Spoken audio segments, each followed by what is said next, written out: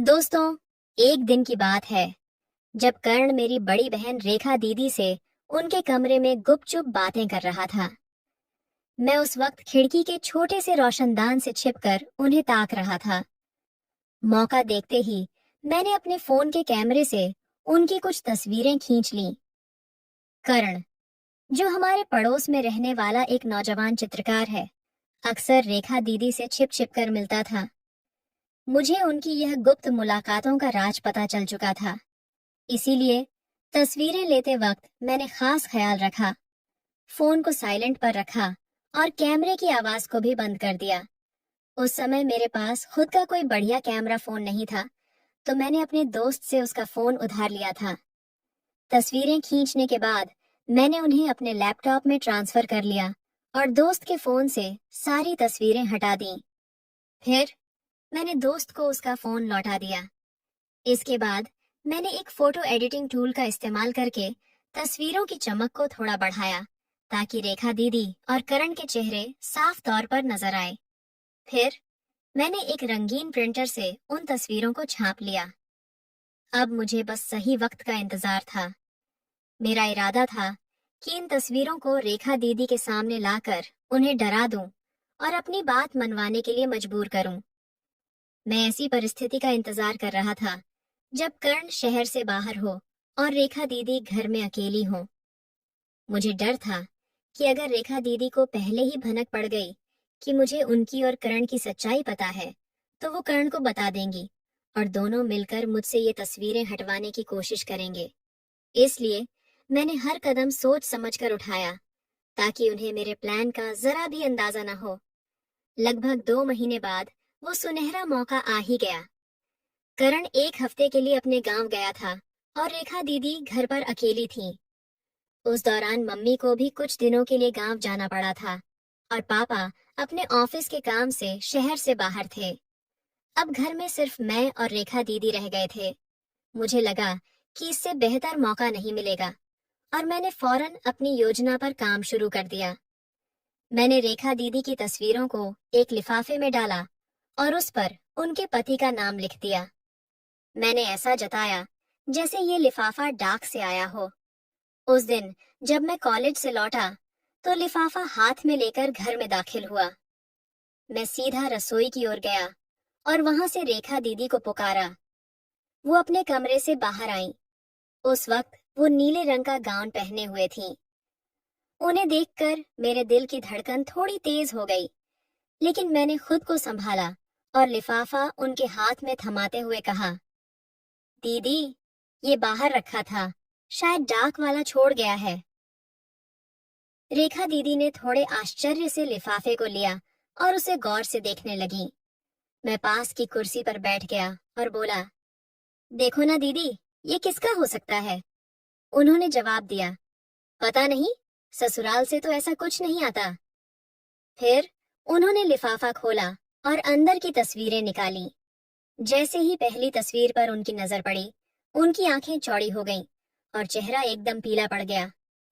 वो डर से कांपने लगी और कुछ बोल नहीं पाई। मैंने धीरे से पूछा, क्या हुआ दीदी, सब ठीक तो है? वो चौंक कर मेरी तरफ देखी और उदासी भरे लहजे में बोली, हाँ। फिर जल्दी से कहा, शायद ये उनके लिए आया है, मैं इसे संभाल लेती हूँ। ये कहते हुए वो तेजी से अपने कमरे की ओर चली गई। उनके जाने के बाद मुझे थोड़ा सुकून मिला। मैं सोचने लगा कि अब आगे क्या होगा। रेखा दीदी ने तस्वीरें देख ली थीं और उनके चेहरे से साफ पता चल रहा था कि उन्हें गहरा धक्का लगा है। शायद वो मुझसे अपनी भावनाएं छिपाने के लिए कमरे में भाग गई थीं। लेकिन मैंने अपनी योजना को आगे बढ़ाने का फैसला कर लिया था। अब मुझे अपने इरादे को पूरा करना था। हालांकि मन में थोड़ा डर और उत्सुकता दोनों थी कि आगे क्या होने वाला है। फिर मैंने आराम से खाना खाया और अपने कमरे में जाकर बिस्तर पर लेट गया। मैंने सोचा कि रेखा दीदी को थोड़ा वक्त देना चाहिए, ताकि वो अपने आप को संभाल सके। अगले 2 घंटों तक मैं बस यही सोचता रहा कि अब अगला कदम क्या होगा। इसके बाद मैं उठा और रेखा दीदी के कमरे के दरवाजे पर पहुंचकर हल्के से खटखटाया। अंदर से उनकी आवाज आई, क्या है? मैंने कहा, दरवाजा खोलो ना। उन्होंने पूछा, क्यों? मैंने जवाब दिया, मुझे तुमसे कुछ बात करनी है। वो थोड़ी चिढ़कर बोली, अभी मुझे तंग मत करो, मैं थक गई हूँ। मैंने फिर कहा, बस 1 मिनट के लिए खोल दो। थोड़ी देर खामोशी के बाद उन्होंने दरवाजा खोला और मुझे अंदर आने दिया।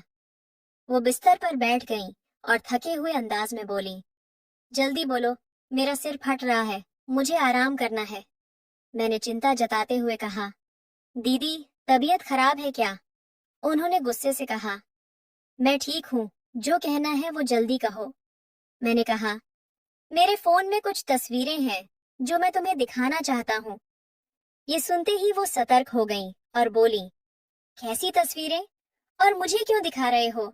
मैंने हल्के से हंसते हुए कहा, अरे पहले तो देख लो, तुम्हें अच्छी लगेंगी। उन्होंने ठंडे लहजे में कहा, मुझे कुछ नहीं देखना, तुम यहाँ से जाओ। तब मैंने गंभीर होकर कहा, अगर नहीं देखोगी तो बाद में अफसोस होगा। अब वो उलझन में पड़ गईं और बोली, क्या मतलब है तुम्हारा? ठीक है, जल्दी दिखाओ। मैं थोड़ा उत्साहित था, लेकिन नर्वस भी। मैं उनके पास गया, फोन निकाला और गैलरी खोली। रेखा दीदी स्क्रीन की तरफ ध्यान से देख रही थीं।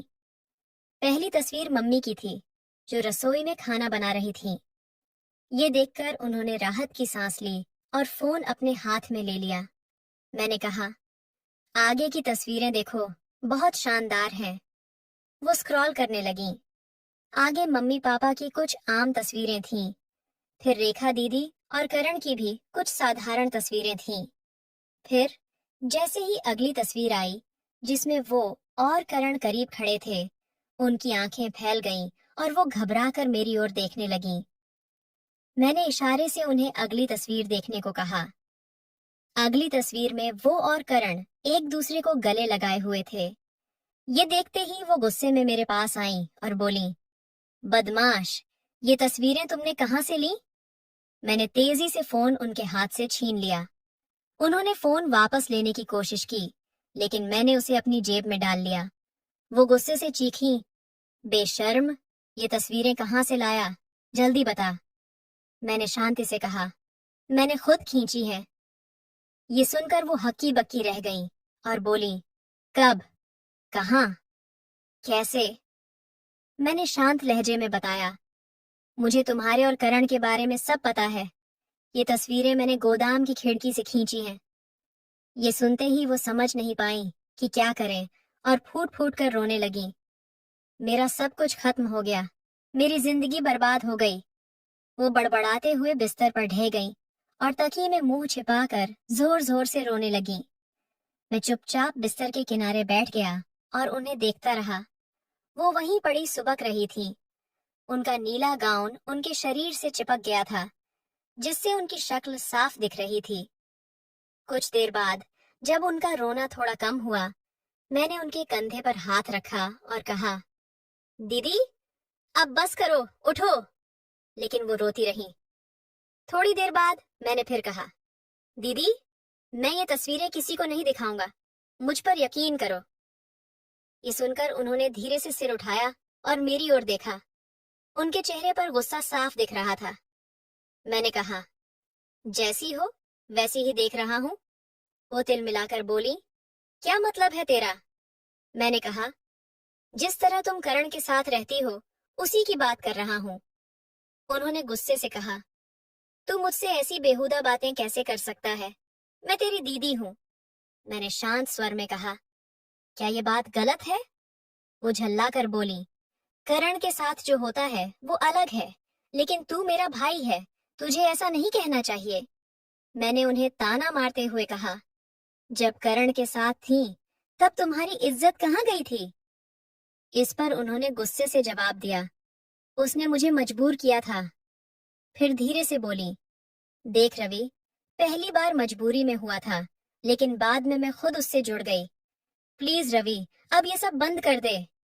मैंने ठंडे लहजे में कहा, ठीक है, कुछ नहीं कहता, लेकिन ये तस्वीरें मैं अपने पास रखूंगा। जरूरत पड़ी तो इन्हें छपवाकर डाक से भेज दूंगा। ये सुनकर वो सिर झुकाकर फिर से रोने लगी। उन्हें इस हाल में देखकर मेरे मन में दो विचार आए, या तो उन्हें ऐसे ही छोड़ दूं या फिर उन्हें पूरी तरह अपने काबू में कर लूं। कुछ देर रोने के बाद उन्होंने सिर उठाया और आंसुओं से भरी आंखों से बोली, रवि, मैं तेरी बहन हूं, तू मेरे साथ ऐसा क्यों कर रहा है? मेरी जिंदगी तबाह हो जाएगी। मैंने सख्त लहजे में कहा, ये सब सोचना तुझे करण के साथ जाने से पहले चाहिए था। वो सुबकते हुए बोली, पहली बार मजबूरी थी, मैं लाचार थी। मैंने साफ पूछा, लेकिन बाद में तो तू अपनी मर्जी से उसके साथ थी, इसमें मेरा क्या कसूर? उन्होंने सफाई दी, रवि, तेरे जीजू बाहर रहते हैं, मेरी भी अपनी जिंदगी है, अपने सपने हैं, तू ऐसा क्यों कर रहा है? मैंने तंज कसते हुए कहा, वाह दीदी, तो इसका मतलब तू किसी के भी साथ रह सकती है। उन्होंने फिर वही कहा, उसने मुझ पर जोर डाला था। मैंने तीखे स्वर में पूछा, तो क्या, अगर मैं भी ऐसा करूं तो? वो गुस्से से चिल्लाई, रवि, तू बहुत गंदी बात कर रहा है, तुझे शर्मिंदगी महसूस करनी चाहिए। मैंने कहा, जो सच है वही बोल रहा हूं। वो बोली, भाई ऐसा नहीं करते। मैंने जिद पकड़ते हुए कहा, भाई बहन का रिश्ता तो तुझ में रहा ही नहीं, अगर होता तो तू ऐसा न करती। जब उसने जबरदस्ती की तब तुझे मुझे बताना चाहिए था। इस पर वो रोते हुए बोली, भाई, मैं मर जाऊंगी।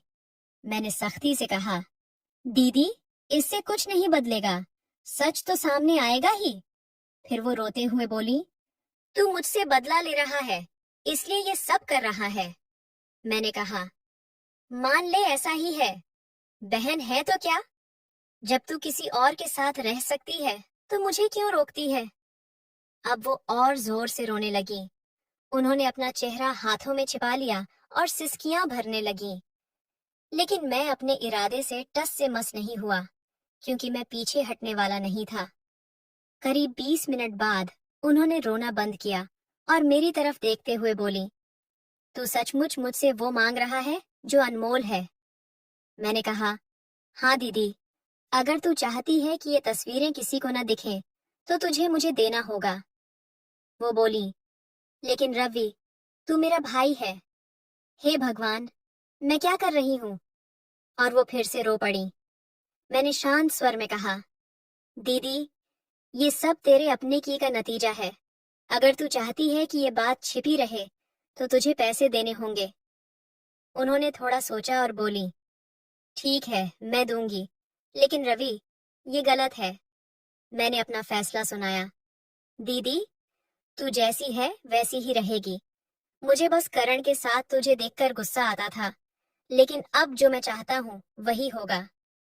उन्होंने समझाने के लहजे में कहा, रवि, जवानी में कुछ ख्याल आना स्वाभाविक है, लेकिन ऐसा करना ठीक नहीं। मैंने ठंडे स्वर में कहा, मुझे कोई फर्क नहीं पड़ता। पहले ये तेरी मर्जी के खिलाफ था, लेकिन अब नहीं है। वो गुस्से से बोली, तू मेरा भाई है, ऐसी बातें कैसे कर सकता है? मैंने थोड़ा तेज आवाज में कहा, जैसे तूने करण के साथ किया, पहले मना किया, फिर खुद मान गई। मतलब तुझे सब पता था? अब वो थोड़ा संभल चुकी थी। उनकी बातों में रुकावट थी, लेकिन लग रहा था कि उन्होंने सच को स्वीकार कर लिया है। मैंने हल्की मुस्कान के साथ कहा, हाँ, मुझे शुरू से सब पता था। वो शक भरी नजरों से बोली, मतलब तू शुरू से मेरे पीछे पड़ा था? मैंने कहा, कुछ ऐसा ही समझ ले, और ये तस्वीरें मेरे पास सबूत की तरह रहेंगी। अगर तुझे लगता है कि मैं इन्हें तुझे दे दूंगा, तो ये भूल मत करना। वो घबराकर बोली, प्लीज रवि, इन्हें जीजू को मत भेजना। मैंने पूछा, तो तैयार है ना? उन्होंने हार मानते हुए कहा, मेरे पास और कोई चारा है क्या? मैंने कहा, बिल्कुल नहीं, तुझे तैयार होना ही पड़ेगा। फिर मैंने धीरे से उनका हाथ अपने हाथ में लिया। उन्होंने मेरे हाथ की ओर देखा, फिर मेरी आंखों में देखा। हम दोनों एक दूसरे को घूर रहे थे। उनकी आंखें लाल थीं और चेहरा सूजा हुआ था, लेकिन वो मुझे हमेशा की तरह आकर्षक लग रही थी। थोड़ी देर की चुप्पी के बाद उन्होंने मेरे हाथ पर अपना हाथ रखा और बोली, रवि, मैं तैयार हूँ, लेकिन मुझे थोड़ा वक्त चाहिए। ये कोई छोटी बात नहीं है। मैं इसके लिए अभी तैयार नहीं हूँ। मुझे थोड़ा समय दे। मैं बहुत थक गई हूँ। उनकी बात सुनकर मैं सोच में पड़ गया। फिर सोचा, उन्होंने हाँ तो कह ही दी है। अगर उन्हें थोड़ा आराम करने दूं, तो क्या बिगड़ जाएगा? इससे वो मानसिक रूप से तैयार भी हो जाएंगी। मैंने कहा, ठीक है दीदी, तुम आराम कर लो। मैं 2 घंटे बाद आता हूँ, लेकिन तब कोई बहाना नहीं चलेगा। फिर वो करवट लेकर तकिए में मुंह छिपा ली। मैं चुपचाप कमरे से बाहर निकल गया। बाहर आते ही मैं खुशी से उछल पड़ा। मेरा मकसद पूरा हो गया था। तभी उनके कमरे से आवाज आई, रवि, रुक जा। मैंने मुड़कर पूछा, क्या हुआ दीदी? वो बोली, इन तस्वीरों का क्या करेगा? मैंने हंसते हुए कहा, पहले सब ठीक से हो जाए, फिर मैं खुद इन्हें डिलीट कर दूंगा। वो बोली, कोई देख लेगा तो? मैंने कहा, कोई नहीं देखेगा। मैंने इन्हें अच्छे से छिपाया है, तुम फिक्र मत करो। उन्हें ये भरोसा देकर मैं बाहर निकल गया। फिर मैं अपने कमरे में गया और बिस्तर पर लेटकर सोचने लगा कि रेखा दीदी को कैसे संभालना है। करीब 1.5 घंटे बाद मैं उठा, नहाया और आरामदायक कपड़े पहन लिए, एक ढीली टी शर्ट और शॉर्ट्स। फिर मैं उनके कमरे की ओर बढ़ा। दरवाजा बंद था।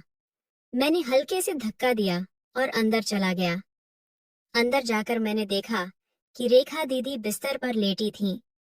उनकी आंखें बंद थीं, लेकिन वो सोई नहीं थीं। वो मेरा इंतजार कर रही थीं। मैंने धीमे स्वर में कहा, रेखा दीदी। उन्होंने आंखें नहीं खोली, लेकिन जवाब दिया, क्या है? मैंने पूछा, आंखें बंद करके क्यों लेटी हो? वो बोली, तो क्या करूं? तुझे मुझसे बात जो करनी है। मैंने कहा, हाँ, लेकिन आंखें बंद होंगी तो कैसे बात होगी? वो बोली, क्या मेरी आंखों से बात करेगा? मैंने कहा, नहीं, पर मेरी बात पूरी होने से पहले वो बोली, देख रवि, वक्त मत बर्बाद कर, इसलिए तो मैं यहाँ तैयार होकर लेटी हूँ। मैंने हिचकते हुए कहा, दीदी, ये सब सही नहीं लग रहा। वो बोली, तुझे नहीं लग रहा होगा, लेकिन मुझे अब सब समझ आ गया है। ये सब तेरी वजह से हुआ है। मैंने पूछा, क्या अब तुम तैयार हो? उन्होंने कहा, नहीं, लेकिन मेरे पास और रास्ता क्या है? इसीलिए तू इससे कुछ सबक ले ले। लेकिन याद रख, तू मेरा भाई है। मैं तेरे साथ ऐसा नहीं सोच सकती। मैंने कहा, पहले भी तूने ऐसा ही कहा था, लेकिन बाद में तूने खुद माना ना। वो बोली, वो दूसरी बात थी, लेकिन तू मेरा भाई है।